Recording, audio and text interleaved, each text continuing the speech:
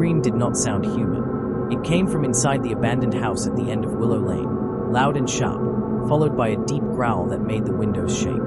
The front door slammed shut by itself, and the lights inside flickered on, one by one, like something was waking up. Ethan Brooks dropped his phone. "That house is empty," he whispered. "No one lives there." But something was moving behind the curtains, and whatever lived there was not human. 2 hours earlier, Ethan had been laughing. It was Friday evening, and he was riding his bike with his best friend, Caleb Harris, past the old neighborhood. The sun was going down, painting the sky orange. Birds were quiet. The street felt too still. They stopped near the abandoned house. Everyone in town knew it. The house had been empty for over 20 years. Families tried to live there, but they never stayed long. Some left after one night. Some didn't even make it that far. People said the house hated humans. Caleb pointed at the broken porch. "My uncle says the house only stays warm when something else is inside." Ethan laughed. That makes no sense. But as he said it, he felt cold. The front yard was overgrown. Windows were cracked. The front door hung slightly open, even though there was no wind. That was when they heard a soft sound. Footsteps. From inside. Caleb's smile faded. "Did you hear that?" Ethan nodded. "Probably a raccoon." The footsteps stopped. Then the door opened wider. A shadow stood just inside the doorway. Tall. Too thin. It didn't move like a person. It leaned forward, as if smelling the air. Ethan felt his heart pound. "Let's go," he said. But Caleb didn't move. "What if someone is hurt?" Caleb asked. "What if someone needs help?" Ethan didn't like that idea.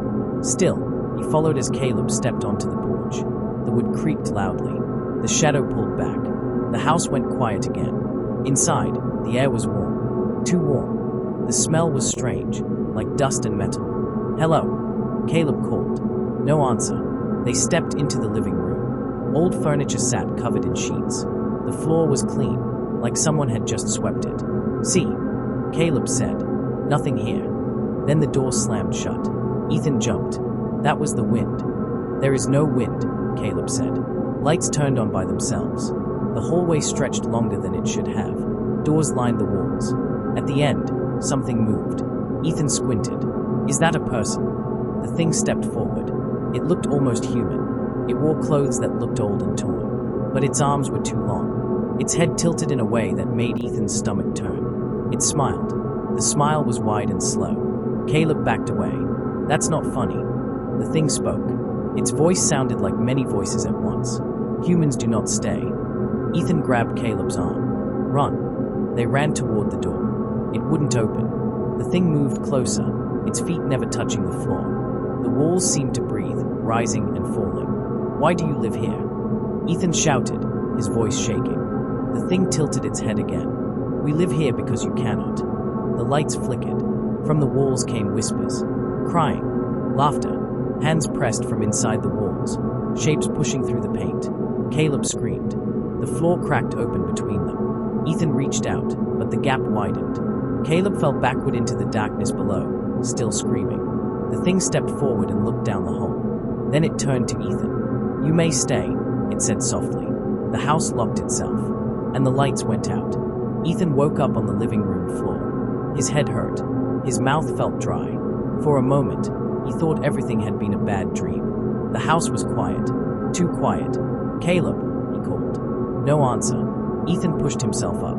The front door was still there, but now it looked different. Thicker.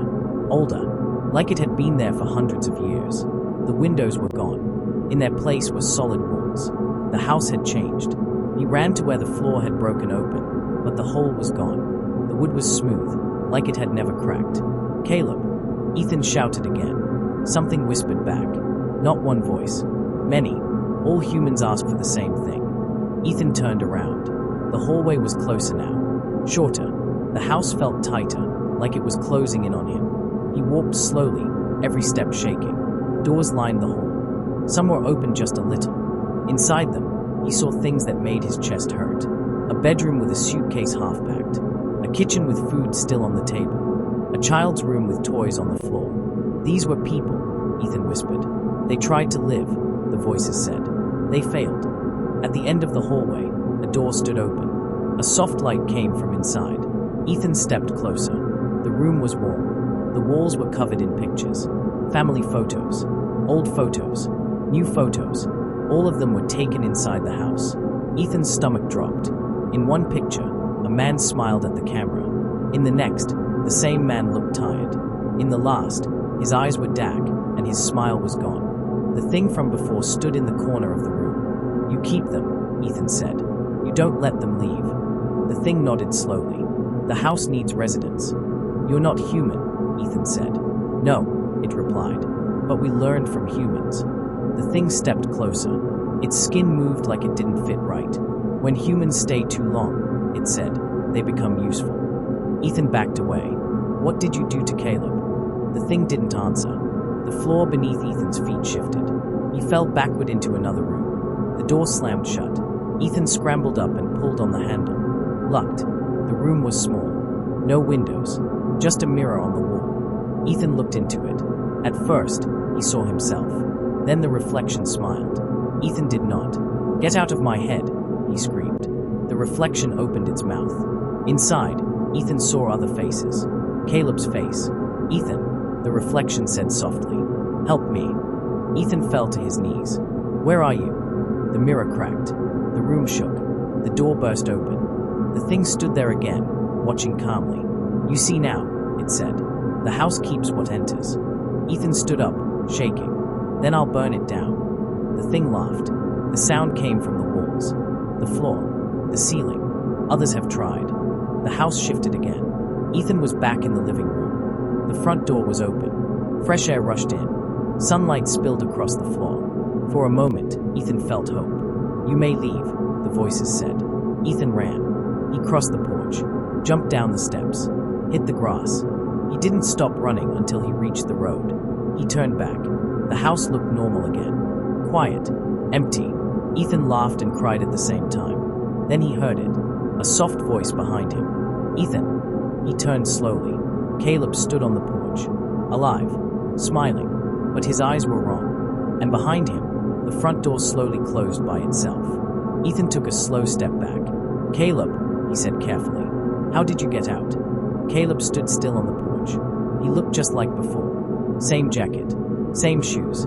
Same smile. But his shadow did not move with him. It stayed stretched against the door, shaking slightly. The house let me go, Caleb said. His voice sounded right. Too right. Ethan swallowed. Then come with me. We can leave. Right now. Caleb tilted his head, just like the thing inside the house had done. I can't go far, he said. It gets cold when I do. Ethan's heart began to race again. What did it do to you? Caleb's smile faded. For a second, his face looked tired. Older. It showed me why humans don't belong there, Caleb said. We break the house. We fight it. We try to change it. The front door behind him creaked open a little. Warm yellow light spilled out. Ethan shook his head. That place is wrong. It takes people. Caleb nodded slowly. It gives them purpose. The whispering started again. Soft at first, then louder. Coming from the trees. From the road. From the house. Come back, the voices said. Ethan covered his ears. Stop. Caleb stepped closer. You were chosen, he said. It wants you. Ethan felt the ground pull at his feet, like the house was reaching for him even from far away. I won't go back, Ethan said. You're not Caleb anymore. Caleb's eyes darkened. Then you'll forget, he said. Suddenly, the lights in the house went out. The door slammed shut. Caleb gasped and dropped to his knees. Caleb. Ethan ran forward and grabbed him. Caleb clutched Ethan's shirt. It's angry, he whispered. It doesn't like being refused. The house began to shake. Cracks spread across the walls. The windows rattled. A deep sound rose from inside, like breathing. Run, Caleb said weakly, before it changes its mind. Ethan pulled Caleb up, but Caleb wouldn't move. I can't leave, Caleb said. I'm part of it now. The front door burst open. The thing stepped out. In the daylight, it looked less human than ever. Its shape shifted, like it was made of shadows and old walls. Its voice came from everywhere at once. You cannot take what belongs to the house. Ethan stood in front of Caleb. Take me instead. The thing paused. The whispers stopped. Caleb looked up. No, you already stayed, Ethan said quietly. I won't. The thing leaned closer. You will forget, it said. That is mercy. Ethan closed his eyes. When he opened them, he was standing on the road, alone. The house was quiet. The porch was empty. No cracks, no lights, no sound. Ethan screamed Caleb's name until his throat hurt. No answer came back. Weeks passed. The police said Caleb had run away. The town said the house was empty. Ethan knew better. Sometimes, when he passed Willow Lane at night, he saw a light turn on in the abandoned house.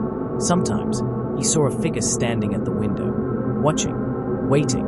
And sometimes, when Ethan slept, he dreamed of warm rooms and soft voices calling his name, telling him he could come back, telling him the house still had space for one more human. And one day, Ethan realized the scariest truth of all. The house did not chase people. It waited, and it always got what it wanted.